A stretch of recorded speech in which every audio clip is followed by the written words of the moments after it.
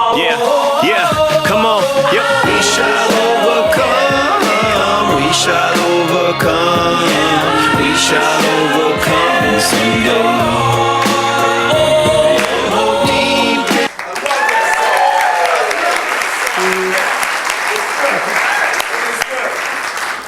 We are overcoming, yes? You can already feel the difference in these past 4 weeks as we've been delving into this reality of taking away the untruths and making them true again. That's called life. That's where the power is, not only personally, individually, but collectively. When we take any untruth and we make it real and we discover different realities about our life, we are energized like a rebirth, like a new beginning, like a resurrection, like a new coming, you see.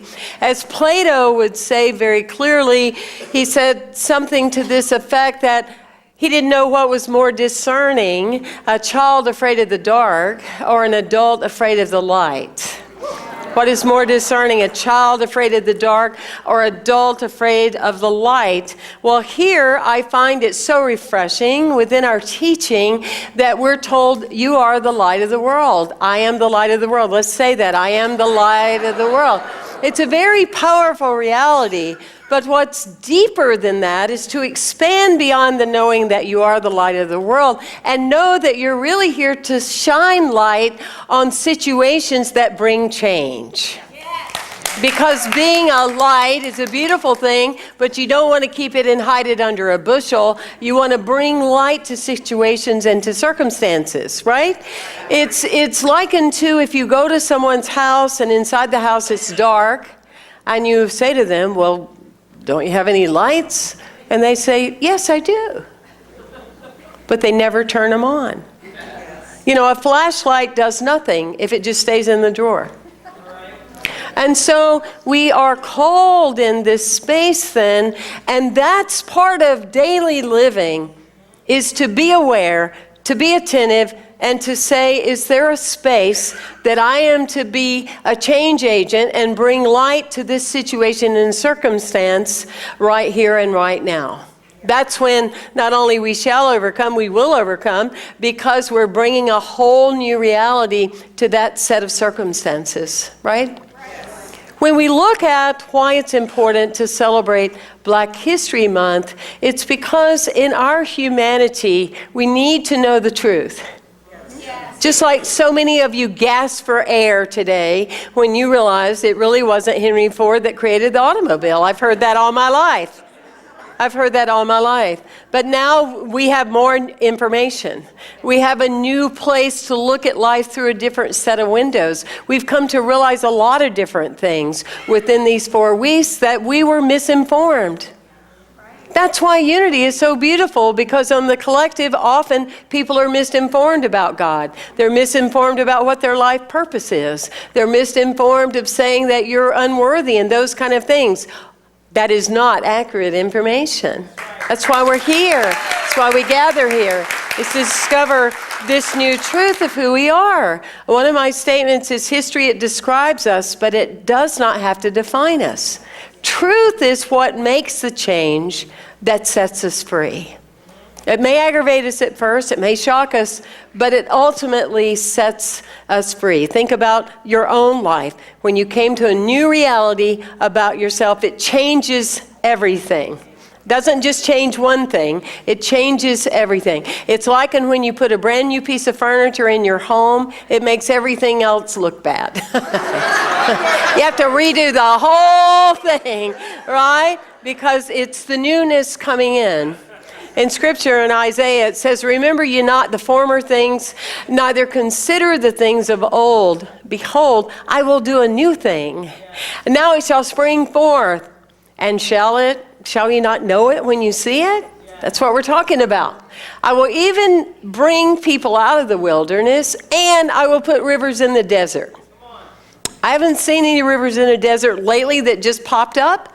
But what it implies to me, metaphorically, is that it is miraculous. It is miraculous when we have a new insight that shifts us forever, that we can really see, you know. And we expand our reality. Instead of spending our lives trying to set it right, we understand the beauty of life is the ability to see it right. right?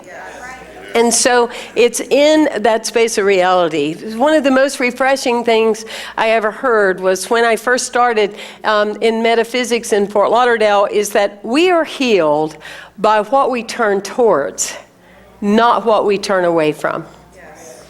You know, because in some of the old school of metaphysics, I mean, as a Southern Baptist girl, we kept secrets, and believe me, we collected a lot of them. Right? And some of them have so many secrets, they have secrets about their secrets. And as a Southern Baptist person, there are secrets, you know. And so it's part of that makeup. And then often people join metaphysics and hide behind that. Oh, I don't want to share because I don't want to be negative. It's not about being negative. It's about being real. It's about being on the forefront. It's about shining light, not just being the light. It's about the flashlight coming out of the drawer. It's about being used for the purpose in which you live and move and have your being, because part of your life work, when you discover this new truth about yourself, is for the rest of your life, you will bring that truth to someone else. And it will have that tsunami effect. If you're going through some really tough times now, good for you. You're in basic training, and you are going to bring your doctor of understanding to the world. And just remember that and pat yourself on the back. Wow, I'm going to be able to put a credential by this one of these days. And that's true.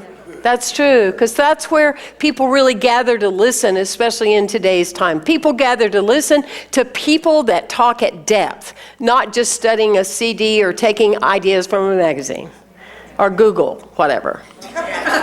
Covered all the groups there. How beautiful it's been. I've learned so much from these past weeks.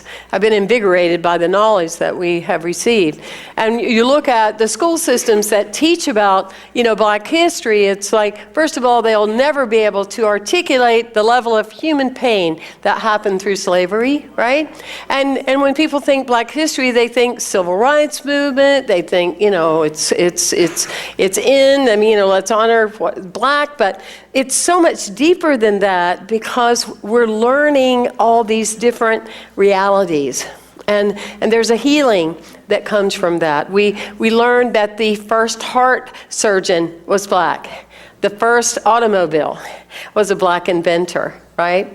And there is a beautiful story about Mtupe, about a doctor that started his own surgical clinic in 2700 BC.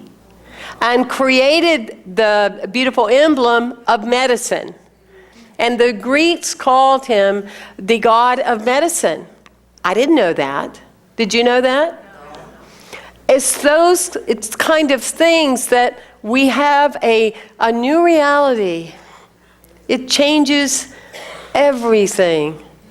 And more than anything, it changes the unwillingness to assume that you are higher or lower than anybody else. And these big words that we often use, they put people in the collective, and that's not fair. It's when you have the individual experience of humanity that you are totally humble. And you go, what was I thinking? Or what was I not thinking? You know, like when I asked my brother that was deployed a number of years ago, and I'm happy to say it's a number of years ago, he said, it's okay. He said, but I don't like going to these dorms and everything because I don't like staying in the rooms with the faggots. I know, we came from the same mother, that's why. And I'm like, excuse me? Excuse me? What do you mean by that? You just called me a name. Well, no, I don't mean it to you. Well, how could you possibly mean it? It applies to all of us. And I would urge you to have the good wisdom as your big sister to never use that language again, and I bless you about that, you see. So it's that pulling that flashlight out of the drawer and shining light on something. It's about afflicting the comfortable. It's about calling it. It's about living in it, you see. And when we look at what do we do as we continue to move forward, we continue to practice nonviolence together. And that's very important. And probably like some of you, I know I used to think that I wasn't a violent person. I would think to myself, well, I knocked one boy down when I was like in second grade, and he still talks about it even now. Please, give us a break. You know, and I never hit another person. And so that would be my answer. No, I wouldn't hit people. You know, or as Martin Luther King Jr. would say, some people think that, you know, nonviolence means, well, I haven't shot anybody. You know, but it means, do you hate somebody? That's violent. And that reeks into that violent, you know, if that you still hold that somebody took your good because you believe that false belief of an untruth. Nobody can ever take your good away from you. Nobody ever can take your title away from you, your well-being, your success from you, your lifestyle, the whatever that you have, unless you're willing and you think so little of yourself, you'll give it away. But it's not ever about that out there. It's about a fundamental decision that we make inside, right? And so the other part of nonviolence is when we're passive. It's when we drive in the neighborhood and we see the broken toys and we don't say anything. It's when we know something at the workplace and we don't call a name on it or call it what it is or bring to light that. That's the part that leads to a little leads to a lot. You know, and when we look at these components and we look at anger, you know, the opposite of anger isn't love. The opposite of anger is apathy. And what happens when people store anger year after year after year, they become numb, right? They're not motivated. They're the flashlight in the drawer. They start to lose feelings because the anger is some of the greatest medicine that you can experience in your life because it's telling you to be alert. It's telling you that you've been sitting still way too long. It's telling you that it's time to move and get going. It's telling you to look at action. Not a non-doing experience, but to actually move into a place of action. And if we're unwilling to take action about it, then let it go to someone else who is willing to do so, you see. I was talking about earlier, I'm still shocked that I used to do this. 25 years ago, and I want to clear it for all of you that are under 30. We're very happy for you. But you know, 25 years ago, we only had like 5 or 6 channels, right? And that was it. So, you know, you look for entertainment, and I used to watch America's Most Wanted. Shocking, I know. I don't think I watched the whole season, but anyway, and so it would be, you know, you'd see the van, you'd see the people in the van and what they look like, and the dent on the van side. Be on the lookout, you know, they could now be coming into Florida, pay attention. So here I'd be in my car, you know, on 2-lane, I'd sit in there and go, that looks like the van. You think it's the van? I don't know. When we pull up to the traffic light, I'm going to kind of look, is that the van? I don't know. You know, and I was a ministerial student. Hello. So, and so I went, I am not watching that. I am not watching that anymore. I am absolutely not. But that said, that's the part that we can take our experiences that we've had together, and you want to listen and observe. Because the point is that, yes, it's been a good experience, but how does the experience shift me to something different within ourselves? That it goes from a place of, well, that was nice, to a place of, that changed me. And the way it changes you is that when you're at a table, when you're connecting, when you're waiting at the grocery, when you're walking through a line, when the person blows at you in the back, because goodness forbid you should wait a half a second before you move forward on the green, you know, then what is the conversation that you start having with yourself?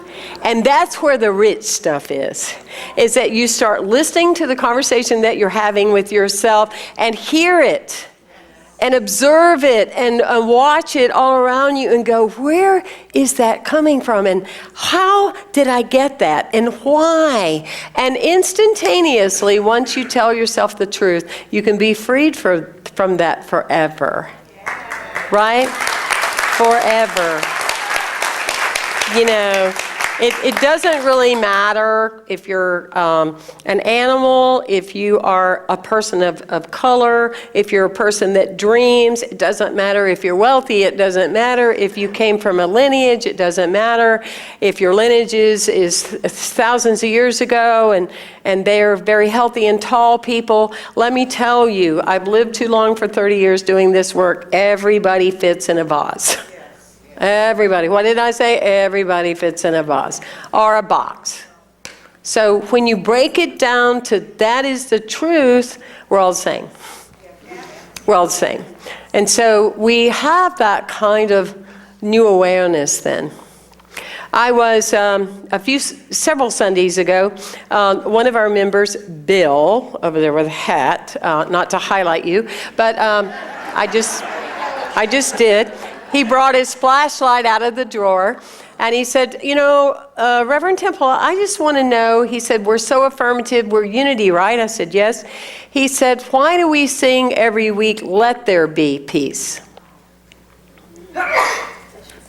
Well, good timing, thank you. Let there be peace. And I said, well, I don't know what I said. If I said anything, and I said, well, what would you have us say? I think I said that. I've been practicing. And he said, we want to say, now there is peace. One way is passive. One way is passive. We're living in the affirmative. And we're like, you are absolutely spot on. Here we are having the final song of swaying and everything.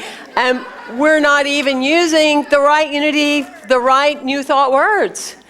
And it's interesting because as I travel other places, they still use the same version, and I feel like I've gone back a century. You know, because that's what truth does to you. You know, it changes you. It shows you something different. Like we now have a beloved Jewish man on our board, David Warman. And he's going to bring the Seder to our community and teach us how to have new eyes and a new reality, right?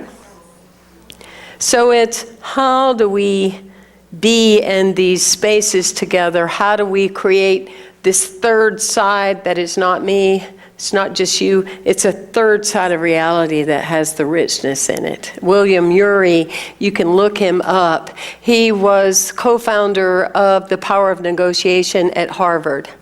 And he started studying countries and war and people that were fighting against one another. He created the Abraham Path. And in creating this path, it went from womb to tomb. And tens of thousands of people all over the world have walked this path. And he said, you know, it's profound because when people are walking, they're not fighting. And when they're walking towards a common reality, they have a different kind of experience altogether. This is where we're at now. Our flashlights are out of the drawer. This is what we're called for. This is why we were born. I have said that often. And if it's not why we're born, it's certainly why we're reborn. Because I see every one of you seated in these chairs, out in the field, being leaders, taking action, expressing who you are, and shining light on all situations that matter. Because if they weren't up for you, they wouldn't be important. And if they're important to you, it means you're important.